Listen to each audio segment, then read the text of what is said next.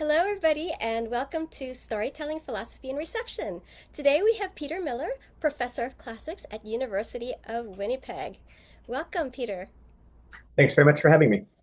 Today we're discussing your newest book, right here, In Praise of Greek Athletes, Echoes of the Herald's Proclamation in Epicenian and Epigram, and also whatever newest project that you're doing. So tell us, what is your newest project? What's up?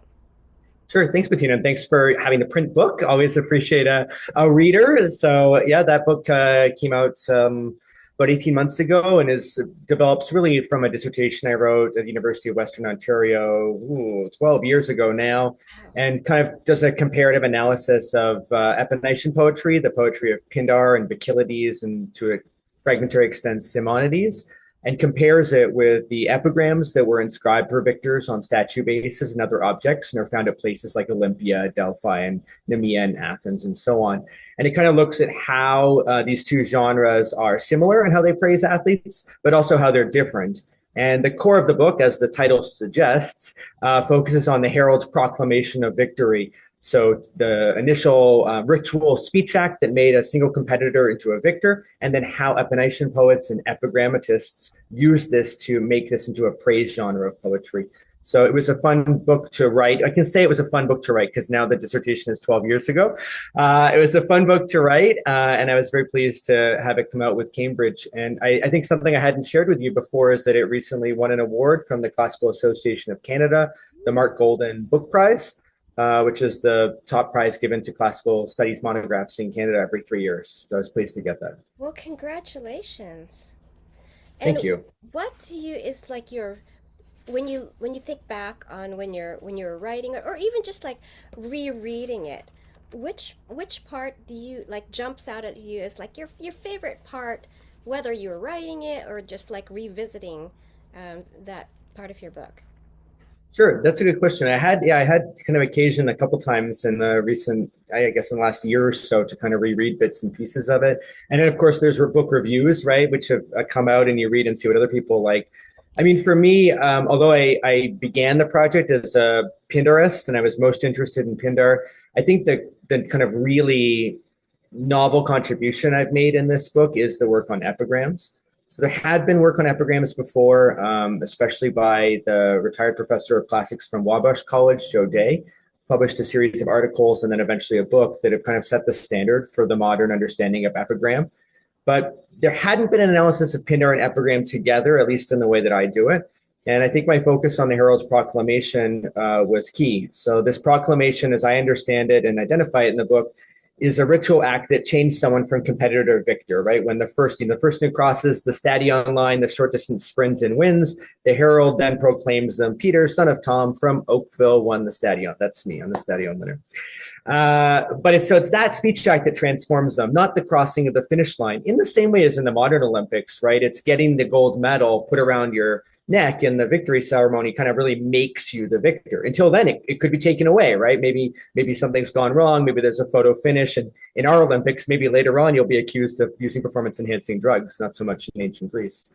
So I think focusing on that element was very important. And it's not novel to me to have identified that as crucial to epigram and epination. But the part I did was to go further and talk about how this is actually generative for both forms of poetry. And so for Pindar, this means a very short sentence, as you just kind of heard me say a paraphrase in English, becomes generative of these vast poems in Pindar's case, right up to 200, 240 lines of poetry, interwoven with Greek myth, and notoriously complex and erudite. On the other hand, with epigram inscribed on statue bases or potsherds or whatnot, it becomes generative for this really small scale form of poetry. 4 lines, 8 lines, maybe at most, sometimes only 2. And what's interesting to me, and again, what I think the kind of novel contribution I've made is really to show how both the poets like Pindar and the anonymous people, to be frank, who wrote these epigrams, we don't have any names for them, really were able to change it. Even when they appear to do very little, they change it from a genre that identifies someone, a ritual speech act, into something that praises someone. And it's that movement from identification to praise that is the job of these poets of encomium, of praise, like Pindar, or these poets who wrote these epigrams to sit on statues for all time. So I think that's kind of my big point, but I guess my favorite part really is the stuff on epigram. I think was it chapter 4? I want to say it's chapter 4. I don't have it in front of me. I think it's chapter 4 that talks about how the epigrammatists elaborate on this proclamation and start taking all the different elements of it, even Victor's name, father's name, and they can add in other people. So they might say father's name, but then they bring in maternal relatives, right, to get people who come from the mother's side that aren't mentioned in the ritual proclamation. Sometimes brothers are thrown in there, not mentioned in the ritual proclamation. And the best thing I think I discovered, really, because I feel it was a discovery, which is unusual sometimes in philology, as you know, to make an actual discovery, was about catalogs, these long lists of victories that are often given, both in Pindar and in epigrams, telling about past victories. And one of the things I realized as I worked through this is not only are these catalogs structured through a hierarchy of Olympics at the top, down to Pythian Games next, down to Nemean Isthmian, and I mean that very specifically. Not only are they saying the Olympics are better, the Olympics have more words associated with them, more geographical specificity. Then the Pythian Games have a little bit, and Nemea and Isthmia not much. But what I discovered with epigrams, I think, and argued successfully, at least in my opinion, is that these catalogs are actually put at the end of the athlete's career. And so they really show us, I guess, a kind of career summary. But this means that even when athletes win only one victory, it's a kind of catalog of one to show that the victories came at the end. In Pindar's case, it's very different. He's talking about asking for more victories, and we have victory odes for different athletes as they go on. So it seems to me that epigrams are summative. They come at the end of a career when you can realistically suggest you're not going to win any more victories or compete again. You establish a statue, write your epigram, and have your career record, as it were, in modern sports parlance. Whereas Pindar is a different type, and it's coming in the middle of the career epinician poetry. And I think that distinction was something novel. I love that chapter. So this is Epicene, Epinician elaborations chapter. This is the one here. I mean, we have let's see, Gago tude Omadelphos Ephin. I am the brother of that man, and the same number of crowns I carried away on the same days. So you were talking about, like, you get brothers in there. I am the brother of that man, and the same number of crowns I carried away on the same days when I won in the wrestling. So you get like the family relations. We have athletes within. We're talking about families. We're talking about the type of events that they won. When I won in the wrestling, the strongest man of the Tyrrhenians I killed, though not deliberately. My name is Telemachus. That just sort of jumps out at me. Like, of course, the repetition of names throughout history, and that one just happened to be Telemachus. Like, so very apropos to the times. I mean, yeah, exactly. These epigrams. Were you there? Like, you had to go there yourself and like look at them. Did you handle the epigrams yourself? So luckily for me, some scholars of the past, of course, have done their amazing work, and that's always often the case, right, in classical studies. And Peter Hansen actually produced between 1983 and 1989 a large volume called Carmina Epigraphica Graeca. And these are all the songs in epigrams and inscribed on stone. So not just for victors, but also especially funerary epitaphs, which are often in verse, I'm sure, as you know. And so this is collected. It's not every single one, because of course new things are discovered since 1983 and 1989, but it's a pretty solid corpus to work with. So that was produced, and that was my main text, especially when I started working on this in graduate school. But since then, I have had the opportunity to travel to Greece most years, unfortunately not this year, but most years, and especially go to Olympia, where I've been invited on numerous occasions by the International Olympic Academy to work as a lecturer. And I've been able to go to the museum and see some of them. For example, the most prominent, the most important to me as a sports historian and a philologist, and just as a person, is CEG 820. Not a romantic name, but it's the epigram for Kuniska, the Spartan princess, who was the first woman to win an Olympic victory in 396 BCE when she won with chariot racing. And I've seen her, the stone plinth on which a statue once stood. It's long since gone, but in which the inscription is still there. Spartan kings are my brothers and fathers. But setting up this statue of swift horses, I, Kuniska, declare that I am the first woman to seize this crown. And it's this incredible epigram that actually defies and breaks all the conventions of inscribed poems. And I make the argument in the book, and I stand by it, that Kuniska breaks these conventions because she is a woman intervening in what is a paradigmatic man's masculine genre and space, right? The athletic poetry and Olympia itself, where famously Pausanias tells us women were not allowed to cross the river into the sanctuary when the games were on, lest they be thrown from a cliff to their death. He adds as a kind of footnote, I've never heard of it happening, but still, it's pretty chilling. So Kuniska was able to kind of enter because she could enter horses that other people drove for her. She didn't have to be there herself. But when I've seen that statue base, I could just then imagine, you're at Olympia in the 370s, 380s, 10, 15 years after she's won. There are hundreds of statues of male athletic victors with epigrams on them. You're going around reading them, enchanted to be in this place, even as an ancient Greek. And suddenly there's a statue of a woman standing beside her horses, declaring as you read it aloud in her own voice, I, and as the male reader, you're suddenly taking on Kuniska's voice, right? I, Kuniska. And this is, I think, quite an intervention into this male genre. And I've always found it a kind of moving to see that stone itself. That is a thrill. I can imagine what a thrill that would have been for if women were visiting, walking around with their families, and they would see this statue. So it's a Spartan princess? She's a Spartan princess, yeah. She's the the sister of Agesilaus, the kind of famous early 4th century king of Sparta. Wow, that's amazing. I remember discussing with you, I think, the question of whether women themselves could compete, and it's more like, as you said, other people drove the horses for her because she herself could not drive it, right? But That's right. she owned the horses, and she owned the chariot maybe as well, the chariot and the horses.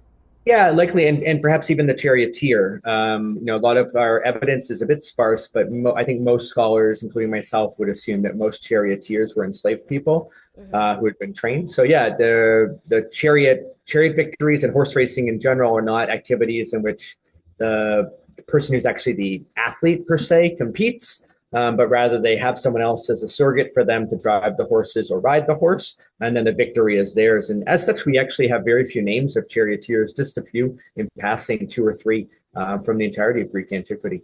And I think actually, if I'm not mistaken, not a single horse rider do we know the name of who won an Olympic victory. That's how effaced these people are from history. And of course, that's the process and the consequence of an institution like slavery, of course. So it's more than just like she's betting on her own horse, on her own horses and her own charioteer and chariot, right? It's almost like if she were a prince rather than a princess, she would have been, do you think, allowed to drive that chariot? Was that a common thing? Or it's more like the enslaved people were the ones who were competing, like actual physically competing? It's a little bit, I think it's a bit controversial still as to whether or not any ancient Greek elite man actually drove their own chariot. Certainly, if we take the example of Homer and in the funeral games for Patroclus in Iliad 23, of course, all the heroes are driving their chariots in the famous chariot race. And it seems to me, at least, that the ancient Greek elites of the 5th and 4th century wanted to emulate that. And so when they hire someone like Pindar to write a poem, the poem is imagined as if they are the person driving the chariot. In one case with Hieron of Syracuse, the famous tyrant of Syracuse, we know he was basically sick and on his deathbed when he won. And so there's no way he could have drove it. But by effacing the name of the charioteer or the jockey, it looks like it. And I might add as a second element, it's possible as well, if we imagine the ideologies that surround slavery, especially from the elite perspective in antiquity, which is most of what we have, of course, that slaves or enslaved people were thought of as extensions of the household or part of the household. And of course, the owner would then identify all of it as theirs and them in a sense, right? And this is not to be an apologist for slavery, but to just explain, I think, how that ideology worked. So I think in some cases, they may have really thought like, this is kind of me. It's my household. It's my wealth. It's my resources being poured into this. That's what makes it so interesting when we have a few names, right? Why do we have those names? And that's hard to answer. I love the idea that they were emulating the Homeric heroes, and so they're thinking in terms of that they want, like they wish that they were the ones who were. I wonder why they were they just not allowed to, or it just was not a thing. It's hard to believe it's a prohibition. I think it might be about training and skill. If you have a chariot race and a horse race are things that take a lot of time and effort to train for, though that would be the same of every sporting event, of course. So yeah, it is something that's been discussed. Nigel Nicholson from Reed College published a book on this called Aristocracy in Greek Athletics. 2004 from Cambridge or something like that. That's a book that was really formative to me on this topic, and really wrote about the kind of disappearance of these people, right? From this exchange between poet and victor, and how in the midst of it, the jockey and the charioteer get erased. And he's got a lot in there about the anxiety about training, the anxiety about money and things like this, stuff that Leslie Kirk from Berkeley has also worked on. So there's something in that range, but yeah, why they just offloaded or whatever this work is strange. And of course, yeah, you're right. They're emulating Homeric athletes. In the Iliad, there's athletics in that big sequence of 23. But of course, in the Odyssey, there's also athletics, right? Throughout, when Odysseus displays his might to the Phaeacians. I believe that's not in the new Odyssey movie. Spoiler alert, but I don't think it's there. Or when he boxes with the beggar Eros in Odyssey 18, if I remember correctly, which is a kind of parody of Iliadic battles through a sporting lens. So sports is something that all of these athletes in historical time can look back to Homer as a model, as so many ancient Greek institutions, especially in literature, do. And they can see themselves, but they can also borrow the kind of poetic authority of Homer to embellish their own achievements as well. Um, that must have been something that not everybody knew when they were looking at the statues and reading it, right? If they're visiting and it says there, it's literally saying I Kaniska or I so and so.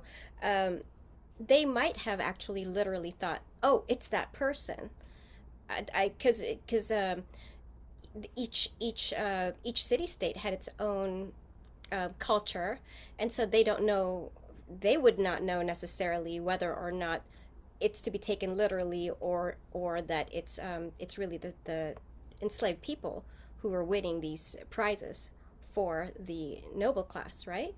Yeah. I think you're absolutely right, Bettina. I mean, what you point to there, of course, is the danger of drawing these broad conclusions from our meager evidence, right? So we have, I think it's about 50 inscribed poems for athletic victors, and we have about 45 or so Ep29 poems. So what we're really doing is drawing from a small array. Obviously, we have other documentary evidence in the case of prose inscriptions and things in history. But really, when we talk about what we know about ancient sports or the ancient Olympics, we know a vanishingly small number of athletes. And you're right, city-states had their own cultures. So for example, the city-state of Argos would enter a chariot in the name of Argos. So not Peter, son of Tom, entering a chariot, but the city-state of Argos. We have no idea how this worked, right? We just know that it happened because it's mentioned once. Oh, and the chariot from, on behalf of Argos came in whatever place, but we don't know how that worked. So yeah, maybe in Argos, the Argives did find their best driver amongst the city population because it's a public entering and enter them. Or maybe they got the wealthiest citizen to give his best enslaved person. But absolutely, I think there's such a vast array of a diversity of culture across the ancient Greek world, 1,200 city-states, right? As we know from the Straits of Gibraltar to the Black Sea, down to Egypt and up to the south of France, across 1,000 years. It is a fool's errand to draw firm conclusions on almost anything, right? And certainly I think that's one where city-state culture could play a difference. I'll also add that this is at the top rank, right? At the Olympics and the Pythian Games, this is what happened. What happened in smaller city competitions? What happened in smaller games for money? Like, was everyone always doing this? Or in the local games in my local, region, did I just drive my own horse? And if I manage to get to the Olympics, maybe I find someone better. Who knows? I think you're right to point to that possibility. Well, let's look at the other events, right? Like, so this is messages and heralds section. Um, epigrammatic here. Wait, so which chapter is this one here? Yeah. Right. So this is the first one after the introduction. We have Protos Olympia Pankration Pharsalie Nikais. So at Olympia, you won the Pancratian Pharsalian, Hagios, son of Aconios, first from the Thessalian land, 5 times at Nemea, thrice at Pytho, or Delphi, I guess, 5 times at Isthmia, and no one yet put a trophy over your hands. So are we to take it seriously and or literally that it's you won the Pancratian, do you think? Like, Yeah, for the so-called gymnastic events, the sort of athletic events as we know them, pancration, boxing, wrestling, the pentathlon, and all the running events, I think there's no evidence to suggest that anyone could enter another person. It seems like there were special set of rules. And so in that case, right, for that magnificent statue and statue collection that talks about being first of the Thessalians and gives this victory catalog, I mean, this is a praise to who is clearly a phenomenal athlete. Right, winning all these events at all different places, and then note at the end, or in the midst there, adds on this extra little bit of boast, right? So he's great, he won all these events, even better, first from Thessaly, right? And that's what David Young, late scholar of Pindar and of the ancient Olympics, called the way that Greek records worked. He called the first with the most, and that's how they work. Not how fast did you run the 100 meters, as we're obsessed with, but were you the first, or did you have the most victories? But both are types of records. okay, so in theory, a nobleman could enter himself and be like a notable athlete in theory. Absolutely. And Yep. were there any that stand out to you who were maybe noblemen or princes who won? No, there's so we know that the famous. I think the famous names are often associated with chariot racing and horse racing. This is because these are wealthy people, politically powerful people who enter our histories proper as well. So Hieron of Syracuse, Galon of Syracuse as well. Alcibiades, right, the famous Athenian, sometimes good guy, sometimes bad guy, whatever. He enters a slew of chariots at one Olympics. So I think we hear more about the people we know from history, let's say, in chariot racing and horse racing because they're wealthy and they're already politically powerful. The individual victors in these it's actual athletic events, I guess, as we would understand them, I think come to us out of things like Pindar, so and inscriptions. But that's not to say they weren't famous. So we do have one athlete, for example, Theagenes of Thasos, who has a victory epigram somewhere in that book. I wish I had my copy in front of me to tell you. But he has this victory epigram. He's known in the history books as well. And he's the best athlete from all of classical antiquity. So he amasses across a 20-year career 1,400 athletic victories. He wins every one of the Olympics, the Pythian Games, the Nemean Games, the Isthmian Games, becoming the ancient equivalent of a Grand Slam winner, a periodonticase, a circuit winner, as they called it. He's also able to participate in multiple different events. He's not just a specialist in one thing. So he's known as this incredibly famous person, so famous that after death, he's actually worshipped as a hero and given hero cult, as a few different athletes are. So there are some that kind of come out of the athletic pages. Milo of Croton. Sorry. Oh, go back to athletic. You want to hear about the worship? Right, I did. Wow. I mean, that's, you know what? I don't remember. Somehow that escaped me that athletes became cult gods. Yeah.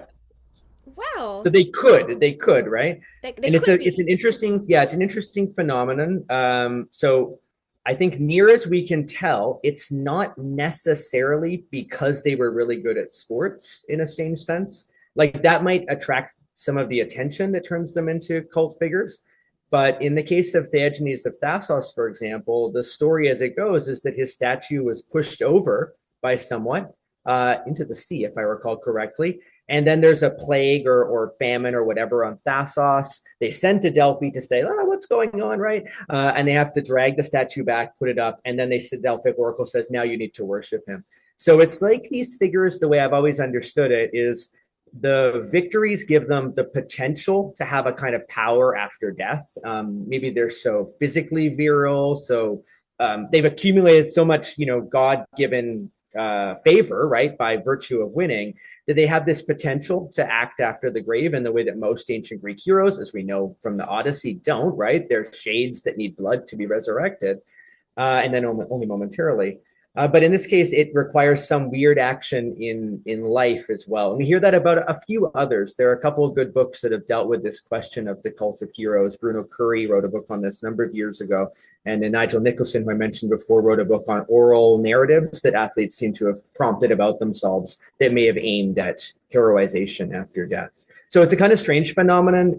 It seems to be, kind of bounded or limited a bit by time, maybe mid-5th to mid-4th century. But nonetheless, it is possible in antiquity to, literally become a hero athlete in the ancient Greek sense.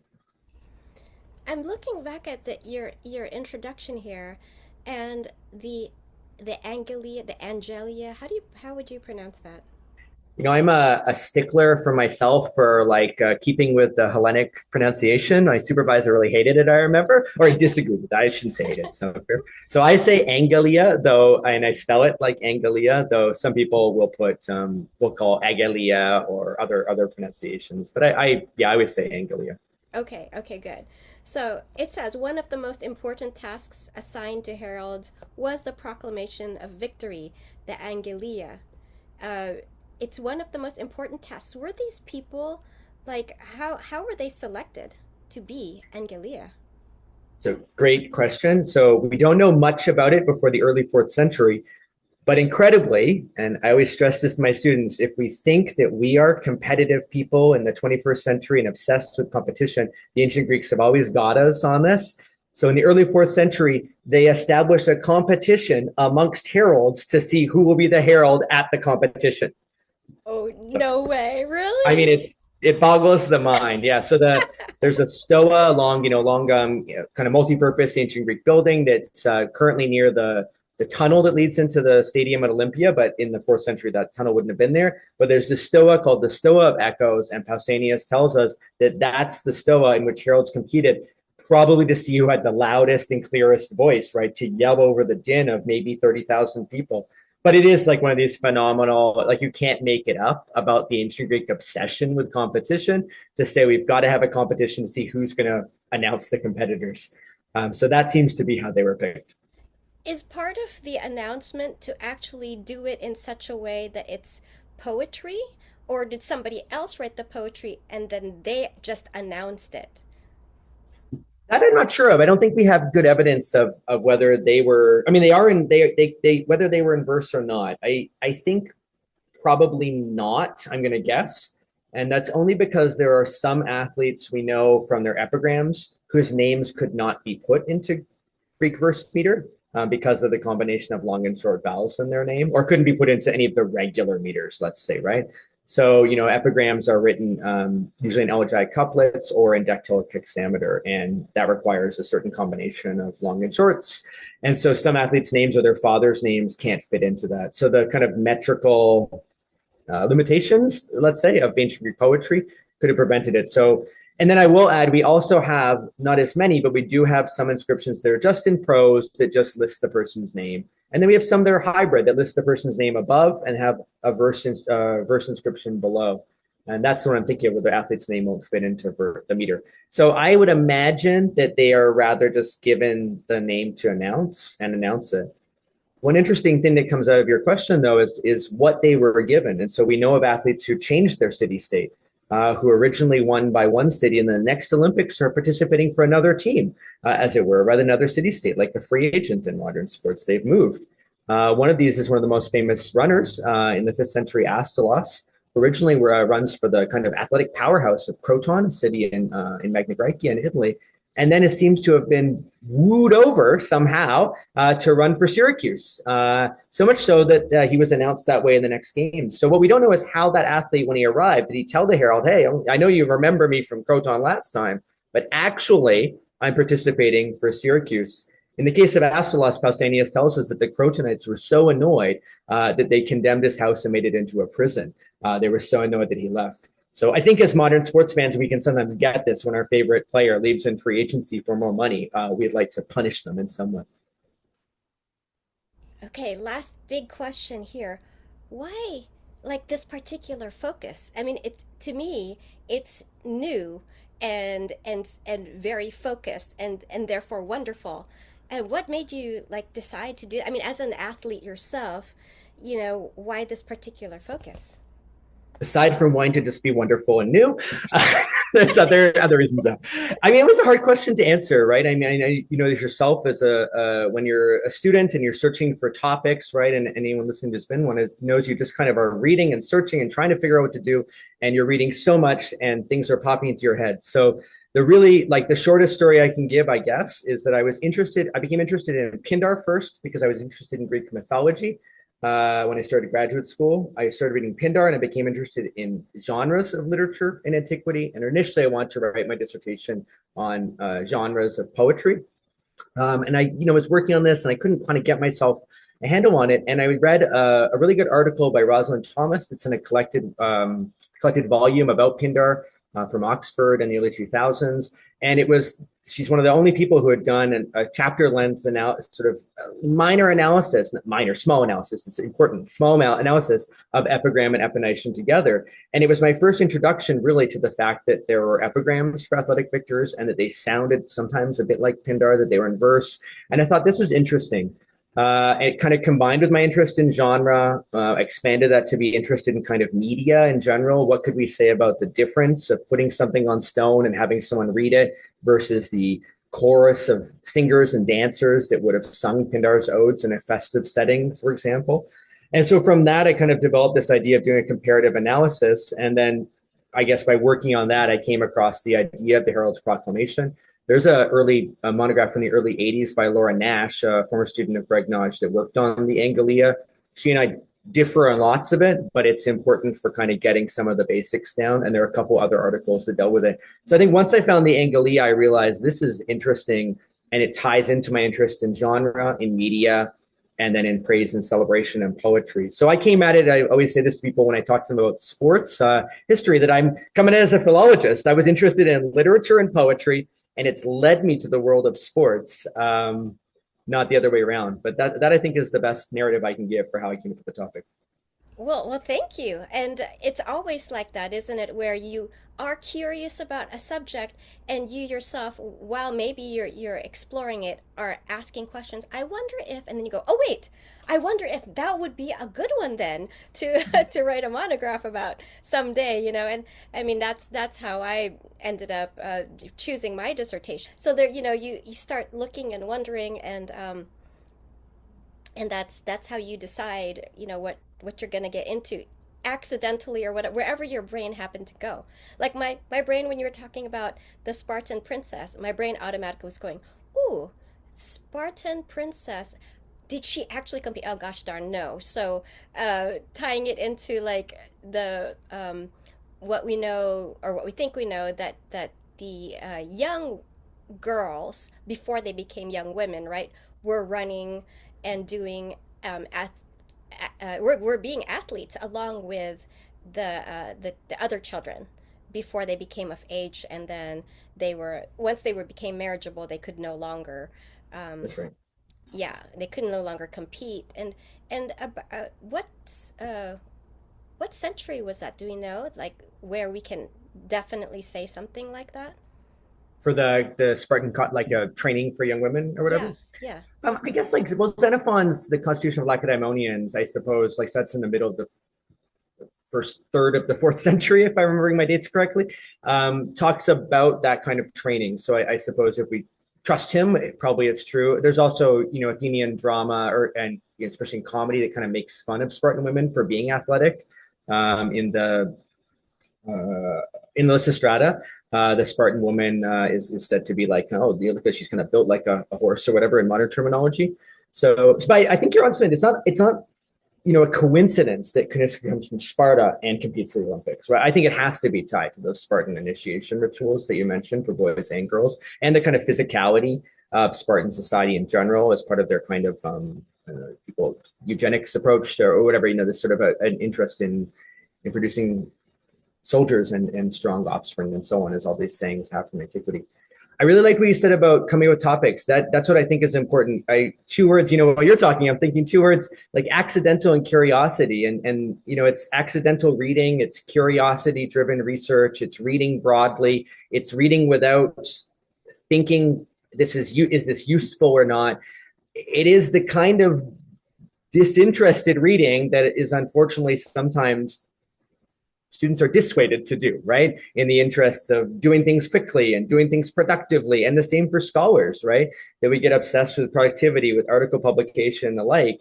But being able to just sit and read broadly and let your mind wander, kind of curious about things and accidentally come across topics is, I think, how most of the great, insights into scholarship, both in classical studies and other places, have been made. Believe it or not, Peter, it is now 2:40, and I know you have to unfortunately go in a little bit. And I've interviewed you before for Greek TV like a few years ago, and we were talking about sports back then, and I was always curious about Spartan women and how true that was and when that was. And so I was very excited when you just talked about the princess and entering herself. And I can't help but think maybe it's like one of those wish fulfillment things because she wishes when she were a little girl that, that could still be a thing. Okay, we have like 5 minutes. I'm going to ask your opinion about the Odyssey. I was going to say, and but I could even 10 minutes if you've got time. So it's time. I'm looking at the clock, and it's fine. And I was going to say that too. So I want to hear. Yeah, I know we're supposed to talk. We want to talk about the Odyssey as well. So yeah, it's out there in the zeitgeist. Okay, well, you said Sparta, and so immediately I'm going Sparta, Spartan princess particularly, and so I'm thinking of the crowned princess Helen, which most people, it doesn't leap out at them to say crown princess Helen of Sparta. But to me, it's like she was obviously the crown princess because Menelaus had to marry her to become king of Sparta. That was the only way that he could be king of Sparta, right? I mean, Clytemnestra married Agamemnon, so you could argue who was older or what have you, and whoever was left there, that one of the brothers married her and became king, because Polydeuces and Castor were like long gone, right? Because somehow that other batch of eggs was older than the other one by 10 years. So what Zeus, as Swan, came to visit Queen Leda twice. I don't know. I think I no idea. Don't look too closely. Don't know about that. But Helen of Sparta is the name that I gave to one of my songs, where she, instead of calling it Helen of Troy, because to me she's always Helen of Sparta, and she was in Sparta when she was speaking, and the prophecy in book 15, which is in my album. Here comes the album plug. Odyssey and Iliad, Ancient Greek Epic, Volume 1, Peter, because I have many volumes to tell. In the Odyssey part of the album, I only use the speeches of the women and goddesses, and nothing else, not their narration, except for the first 10 lines of the Odyssey. Okay, I had to just get that out where, but it's still tell me muse, so I'm still invoking the muse there. Sure. But the rest of it is their own speech. Penelope's speech, Helen's speech, the sirens, and most people still don't know that the sirens actually said anything because they always just think it's just melody or something. And I got in Calypso and Circe in there. So I have 5 voices, female voices in there. Athena, so I begin the whole album with Sing Wrath Goddess, and it's all ancient Greek. And I was still sitting there going, okay, people are saying the soundtrack for Odyssey has no orchestra. I'm like, I've been doing this for 9 years. I've been doing no orchestra, just doing my own ancient replica instruments and doing it all myself, and getting in there. Before I had an aulos, I was doing reed instruments from Sicily, so I was using those traditional ones. But then I finally got an aulos, got that in there. A 3-string ancient lute replica, and various lyres. I have like the biggest collection in California of ancient replica lyres from Thessaloniki. And I got in there with the drums and whatever needs to be there. The sound of the bow, I use the berimbau, Brazilian, like it's a bow essentially with a steel, so so that it sounds like an actual twang of an instrument. So I used all that, and I played it all myself and sang. And it starts with a sing Wrath Goddess and ends with Odyssey 24 Athena stopping the whole thing, which I thought was like a great way to have an album that was volume one. Were you able to listen to any of the songs yet? Yeah, I was. Oh, So as usual, I loved the portions I've listened to. I've loved. I've got it on my got it on my iPhone to listen oh, to more of when I yeah, can. yeah. I knew your previous work, and I know all the things you just said. I mean, the amount of work you've done to kind of like always kind of creatively in my way, in my mind, like think about how this might have sounded. Not trying to be an ancient Greek person singing, but creatively reinterpret in a way that's not antiquarian, and just trying to create something that exists in the past, but rather is trying to create something new and beautiful, which again, I think you've accomplished here as the way you had in your previous albums. I did notice it was all women's voices. I wrote down to myself, ask Bettina Ooh, about the women's voices. yeah. I think that's great. I mean, obviously, aside from the beginning of the poem, but that makes a lot of sense. I think it's apropos for the current reimagining and creative reinterpretation of the Odyssey that's out there on cinema screens now, right? In which I believe some of these women's voices are a little dulled, right, from what we might have hoped. I just read Emily Wilson's review of the new Odyssey movie, which is not complimentary. And one of the things she says is that some of the complexity of female characters, like Penelope, have been reduced, like Helen of Sparta, have been reduced. And of course, some of these female characters, I know you haven't done a song for her yet, but characters like Nausicaa, right, who are so crucial and play such a large role, and Arete and in Phaeacia are all removed. So I think it's a great idea to emphasize female voices. As you know, of course, the Odyssey is one of the only places we get a lot of women talking in Homeric epic. The Iliad is, I mean, basically devoid of women speaking. As you know, Helen has her lines and they're good, and Andromache has her lines and they're good. But large swaths of this are kind of dudes only. So I think the Odyssey gives us women asserting themselves, and so yeah, I love the way you've put it into song so far, as far as I've listened so far. And the most incredible thing was Helen of Sparta telling Telemachus what was going to happen. Like Telemachus, his poor boy, is going around. He's now my son's age. You know, can you believe that? My son is now 19, so he's like my Telemachus. And I've been on a 20-year odyssey, Peter, to actually go back to my dissertation after. That's true. Oh, you've returned. Yeah, it's a Nostos for your dissertation. It's I been forgot. a nostos. Is it coming Yeah. home? You know, he's my son, you know, right in the middle of exams and things before writing a dissertation. You know, he showed up in my life and had to pause everything. And now that he's going into his third year university, you know, yeah. But Telemachus is going around asking everyone, "Hey, do you know where my dad is? Is he still alive?" And nobody knows. And then there, right there in Sparta, as he's visiting Menelaus, and Helen was the one that recognized who he was. Okay, the birds come around and people are asking, what does that mean? Because they just did something really weird. It mustn't be an omen. And they turn to their king, Menelaus, so he could interpret. And Helen is the one that says, okay, listen. And, you know, this is just a lobe interpretation here. Hear me, and I will prophesy as the immortals put it into my heart.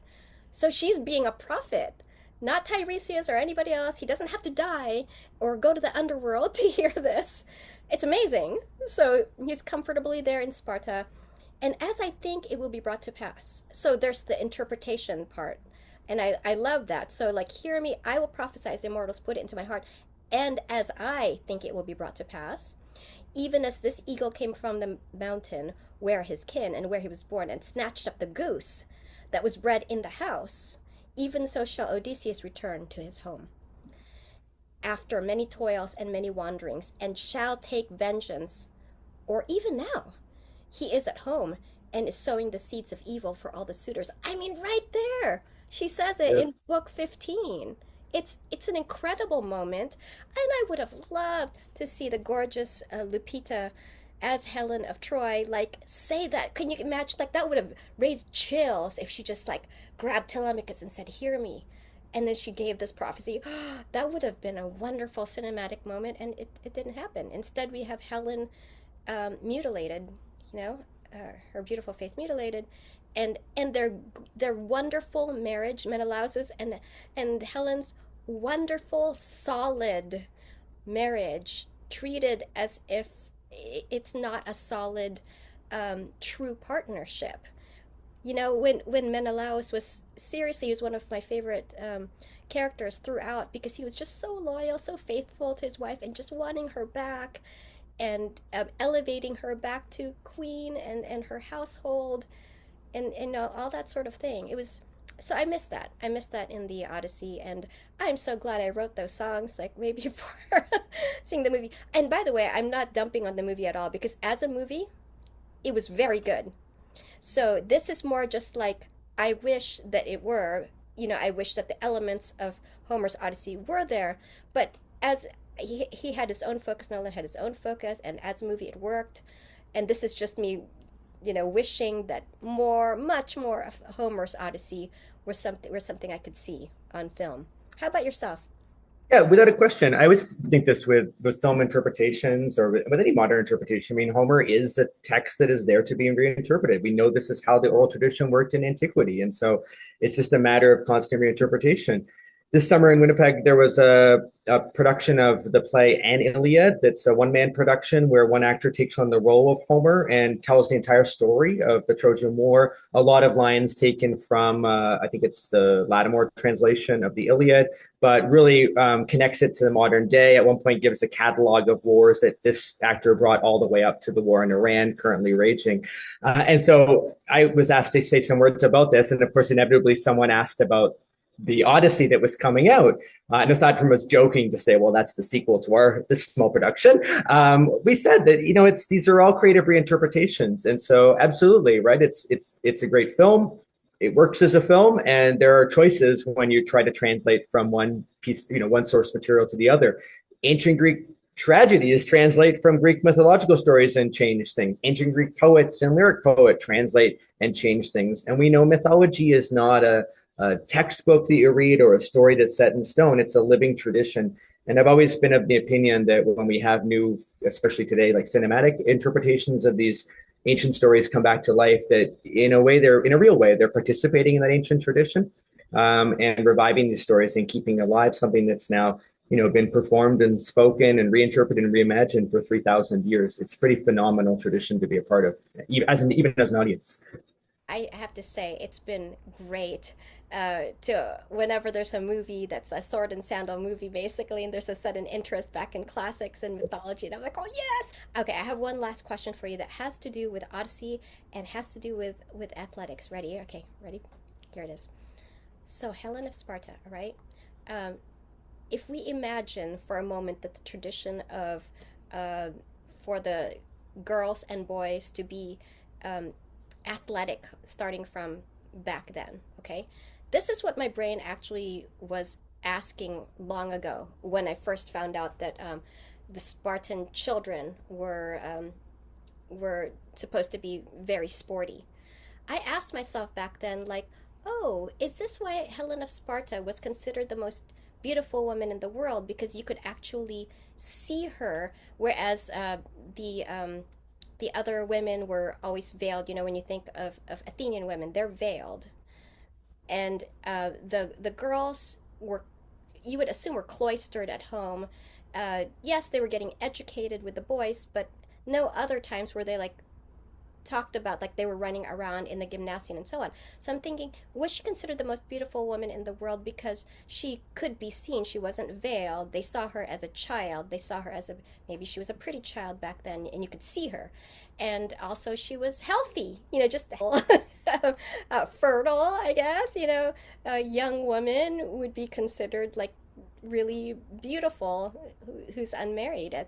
I don't know. This is just me, you know, thinking back of when I first learned about all this. What do you think of that? Does that have any merit at all, or like, no, just No, I think it does. I'm going to give myself like 45 seconds to answer because I'm going to have to go. But I think you're absolutely onto something. So Spartan women are known in antiquity. They're slandered often for the partial nudity, but it comes with a kind of wink that they must also be very attractive. And so the 6th century poet Ibycus calls Spartan women thigh flashers because they are said to have hiked up their dresses to run. We have a few pieces of archaeological evidence to support this running motion. Propertius, so we're way into Roman period, but nonetheless has another poem where he talks about Spartan women in the gymnasium, and it's like a little, it's kind of a bit gross to read, to be honest, but it does rest on the principle that Spartan women must be attractive. And as I said in Lysistrata, the same is true. So I think you're onto something. Why not? Helen's got good genes, she's the daughter of Zeus, but but genes, as a modern athletic trainer would tell you, that's only half the journey, right? You've got to train as well.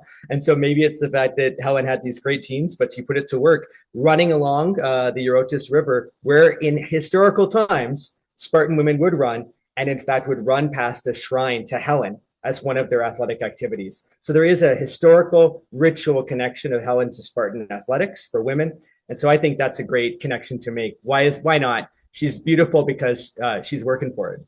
Thank you so much, Peter. And so, everybody, again, this in praise of Greek athletes, a wonderful book from the parts that I had read early, before I had to like put it down.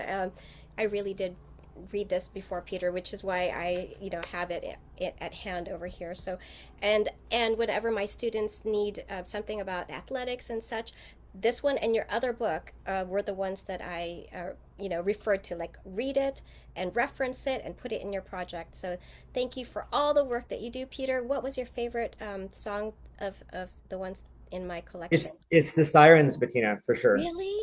It's the Sirens. Yeah. Oh, wow. And I love what we've done with it, and I love giving, yeah, as you said, that people don't think of the sirens speaking and they don't think of them singing, and it makes me think of work on the otherwise silent voices of women, but that the sirens are there speaking, and I really enjoyed it. I'm looking Thank forward you. to listening to the rest. Oh, thank you, Peter. Well, thanks again for coming here, and have a wonderful rest of your day. You're only 3 hours Right. ahead, not like Greece or UK people. So, thank you so much, and it's such great fun as always to talk to you, my friend, and talk to you soon. Okay, thanks so much for having me. Appreciate it. Bye, Bye. Peter.